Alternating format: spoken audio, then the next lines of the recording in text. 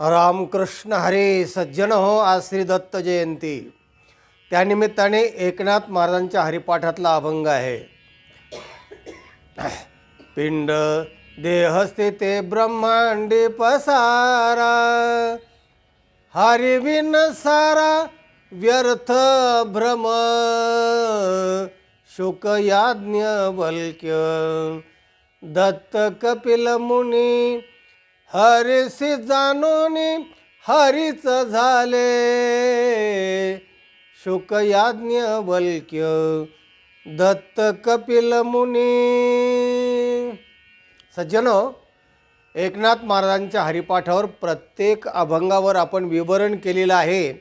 यूट्यूबला सगळे अभंग ते आहेत, त्याचं विवेचन आपण तिकडे भरपूर केलेलं आहे. आता धावता हा भावार्थ सांगून आपल्याला 1-2 मिनटामध्ये भगवान दत्तात्रयांच्या जन्माच्या निमित्ताने थोडंसं विवेचन सांगणार आहे. पिंड देह स्थिती ब्रह्मांडी पसारा. जे पिंडी आहे ते ब्रह्मांडात आहे. ब्रह्मांडात सगळ्या पसारा हरी भरलेला आहे. जर हरी नसेल तर हरिविन सारा व्यर्थ भ्रम. हरी जर त्यातला काढला तर सगळा भ्रम राहतो. दुसऱ्या चरणात नाथ महाराज म्हणतात, शुक याज्ञवल्क्य दत्त कपिल मुनी, हरिसी जाणोनी हरिच झाले. शुकाचार्य त्यांच्यावर आपण व्हिडिओ केलेला आहे. याज्ञवल्क्य त्यांच्यावर आपण व्हिडिओ परवाच केलेला आहे. याज्ञवल्क्य आणि मैत्रेयी यांचा संवाद, आत्मनस्तु कामाय सर्वं प्रियं भवती, परवा याच्यावर व्हिडिओ झालेला आहे, तो जरूर पहा. शुक याज्ञवल्क्य दत्त महाराजांवर आता थोडं आपण सांगणारच आहोत. कपिल मुनी जे आहेत तर त्यांच्याबद्दल आपण स्वतंत्र व्हिडिओ अजून केला नाही, पण हे सांख्यशास्त्राचे निर्माते आहेत, कर्ते आहेत. आणि भगवान म्हणतात, सिद्धानाम कपिलो मुनी. भगवद्गीतेमध्ये जेव्हा 10व्या अध्यायामध्ये भगवान आपल्या विभूती योग सांगतात तेव्हा म्हणतात, सिद्धानाम कपिलो मुनी. सिद्ध पुरुषांमध्ये कपिल मुनी माझा अंश आहे, मीच आहे.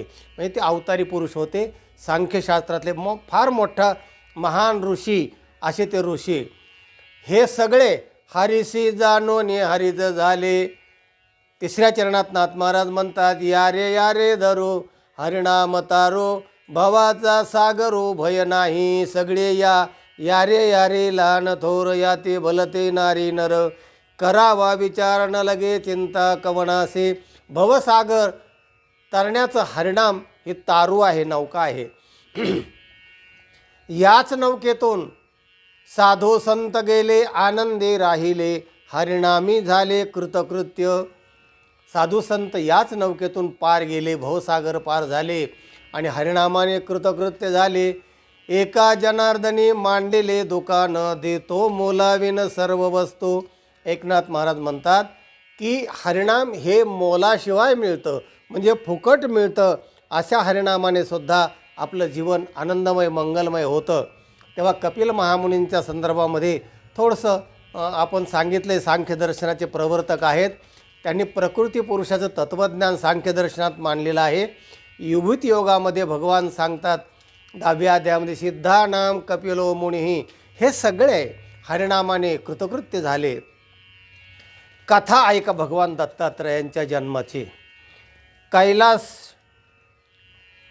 शिखरावर म्हणजे कैलासामध्ये लक्ष्मी, सावित्री आणि पार्वती बसल्या होत्या गप्पा चर्चा करीत. तेवढ्यात नारद महर्षी गेले. नारायण नारायण श्रीकृष्ण गोविंद हरे मुरारे. तेवढ्यात त्या भगिनींनी, त्या देवींनी पाहिलं नारदाला. या नारद महर्षी या, बरे आलात म्हणाले. काय चर्चा चालू होते? म्हणले, चर्चा काही नाही, तुम्ही त्रैलोक्यात फिरता. म्हणले, हो फिरतो. मग आमच्यासारख्या महान स्त्रिया, पतिव्रता स्त्रिया कुठे तुम्ही पाहिल्या का? तुम्हाला एखादी स्त्री आढळली का? म्हणले, हो आहे की. आहे म्हणाले. कुठं आहे? म्हणले, आत्रेच्या अनुसया मृत्यूलोकामध्ये पतिव्रता स्त्री आहे. अगो बाई म्हणाले, मग तर आमचं अवमूलन आहे, कमीपणा आहे आम्हाला, आमच्यापेक्षा. हो म्हणले, तुमच्यापेक्षा श्रेष्ठ आहे ते. आणि मग त्यांना त्याबद्दल असूया निर्माण झाली, तिरस्कार आणि किळस निर्माण झाली, द्वेष निर्माण झाला. मग तिन्ही त्या लक्ष्मी, सावित्री आणि पार्वतींनी विचार केला की आपल्या पतींना तिचं सत्व हरण करायला पाठवायचं. झालं. संध्याकाळी आपापले पती जेव्हा आले तेव्हा त्यांनी आग्रह धरला. स्त्री हट्ट फार वाईट असतो. ते म्हणाले त्या स्त्रीचं सत्व हरण पहिलं करा. मग हे तिन्ही देवाने मिटिंग घेतली आणि ठरवलं की आता स्त्री हट्ट आहे, आपल्याला जावंच लागेल. हे तिन्ही देव मिळून अत्रीची अनुसया त्या आश्रमामध्ये हे तिन्ही देव गेले, साधूंचे रूप घेऊन गेले. अलख निरंजन बुभुक्षितोहम. आणि पाहिलं सावित्री बाहेर आली, म्हणे नमस्कार केला. बसा बसा म्हणाले. हाय बसा, भूक लागलेली आम्हाला. हा भूक लागली. म्हणाले ठीक आहे, मी व्यवस्था करते. व्यवस्था नाही, ताबडतोब झालं पाहिजे. आम्हाला भुका लागलेल्या आहेत. बरं बरं, काय आपल्याला काय अन्न, काय भोजन देऊ, काय आवडतं तुम्हाला? आम्हाला नग्न भोजन हवं आहे. आणि ते असं पाहिजे की ते चौफेर आहार पाहिजे, त्याला अग्नी लागलेला नाही पाहिजे आणि पोषक द्रव्य सर्व त्याच्यामध्ये पाहिजे, म्हणजे न अग्न, आणि ते शिजलेलं नाही पाहिजे, अग्नीचा स्पर्श नाही झाला पाहिजे, असं ते भोजन पाहिजे. न अग्नचा अर्थ लक्षात घ्या. आणि मग आता असला आहार कसं काय मिळणार? तेव्हा अनुसयाला थोडंसं अवघडच वाटलं. ती आतमध्ये गेली शयनगृहामध्ये आणि आपल्या पतीला विचारलं अत्रींना की महाराज ते साधू आलेले आहेत आणि ते असं नग्न भोजन मागतायत, अग्नी न लागलेलं आणि परिपूर्ण काय काय काय, म्हणजे असं भोजन मागतायत. हो हो म्हणले. आणि ते शिजलेलं नाही पाहिजे, अग्नीचा स्पर्श नाही पाहिजे त्याला. होय का? मग म्हणाले अरे आपल्याला कुठं मुलगा नाही आणि काही नाही. तर म्हणाले सोपं आहे. त्यांनी कमंडलू घेतलं, पाणी अभिमंत्रित केलं आणि जा म्हणाले हे पाणी त्यांच्यावर शिंपड, लहान लहान बाळं होतील आणि तुला त्या वात्सल्य प्रेमामुळे तुझ्या स्तनामध्ये दूध येईल. आणि झालं. दूध हे असं आहे, ते परिपूर्ण आहार आहे आणि तो आहार कुठेही शिजलेला नाही आणि तो पोषक आहे, त्याला अग्नी लागलेला नाही. 6 महिन्यापर्यंत मूल त्याच्यावर दुसरं काही पाणी अन्न काही न देतासुद्धा पूर्ण आहार आहे असं. आणि मग झालं असं. हे साधू गेले, पण यांनी संधी साधून घेतली संधी. अनुसयाने पाणी शिंपडलं, हे लहान लहान बाळ झाले, रडायला लागले आणि ते झालं, त्याला वात्सल्य प्रेम प्रगट झालं, स्तनामध्ये दूध आलं. ते तिन्ही त्या मुलांना त्यांनी आळेपाळीने दूध पाजलं. मुलं हळूहळू हळूहळू वाढू लागले, रांगू लागले. हे सगळं झालं आणि मग आनंदात अगदी पाळण्यात घालून पाळणं हे करणं अमुक, त्याच्यामध्ये आनंदात अनुसया हे करत होती, त्या मुलांना वाढवीत होती, संगोपन करत होती. इकडे त्या स्त्रिया ज्या होत्या लक्ष्मी, सावित्री आणि पार्वती, या खिन्न झाल्या. पती गेले पण अजून कसे येईनात, काय केलं रांडेने माहीत नाही, काय जादू केली का काय, तिकडं कसे काय बोलले, ह्या बेचैन झाल्या. आणि बरेच दिवस झालेले असल्यामुळे नारद महर्षी पुन्हा गेले. नारायण श्रीकृष्ण गोविंद हरे मुरारे, या नारद महर्षी या, बरे आलात म्हणाले.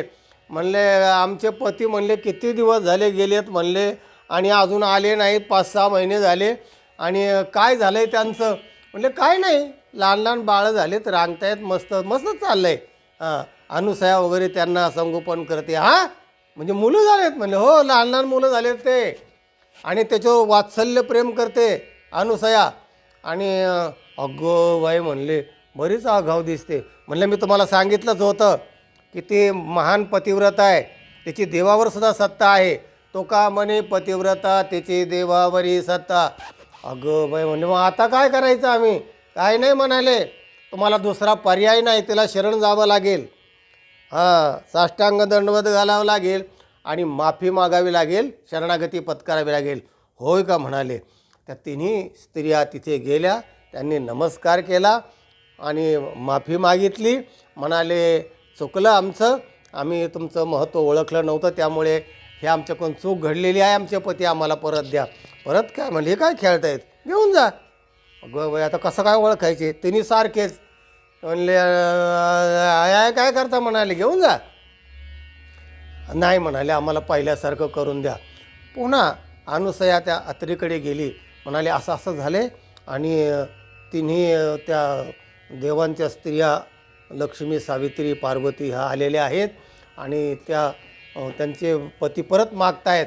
म्हणले असं का, हरकत नाही म्हणाले. त्यांनी पुन्हा कमंडलू घेतलं, बाहेर आले, त्यांना नमस्कार केला, नम्रतेने आतिथ्य त्यांचं केलं आणि सांगितलं, हे बघा, जो करी दुसऱ्याचा हेवा, सुख नाही त्याच्या जीवा, हेवा करू नका जाऊ आणि तुमचे पती तुम्हाला परत मिळतील, काळजी करू नका. पाणी अभिमंत्रित करून पाणी शिंपडल्याबरोबर तिन्ही देव प्रगट झाले, तिघांनी हात जोडले, म्हणाले आम्ही प्रसन्न आहोत तुमच्यावर, तुमची तपश्चर्या आणि तुमचं सर्व पाहून, मागा तुम्हाला काय पाहिजे. अनुसया म्हणाले, हे बघा, 6 महिने मी तुमच्यावर वात्सल्य प्रेम केलेलं आहे, तुम्ही तिघेही माझ्या पोटी अवतार घेऊन अवतारास यावं, म्हणजे मला पुन्हा वात्सल्य प्रेम तुमच्यावर करता येईल. तिन्ही देवाने ते कबूल केलं आणि कालांतराने अत्रीने सांगितल्याप्रमाणे अनुसयाच्या पोटी हे तिन्ही देव अवताराला आले. तेव्हा एकनाथ महाराज म्हणतात, एका जनार्दनी पूर्ण अवतार, एका जनार्दनी पूर्ण अवतार, निर्गुण निराकार प्रगटले, अवधूत चिंतन श्री गुरुदेव दत्त. दत्त भगवान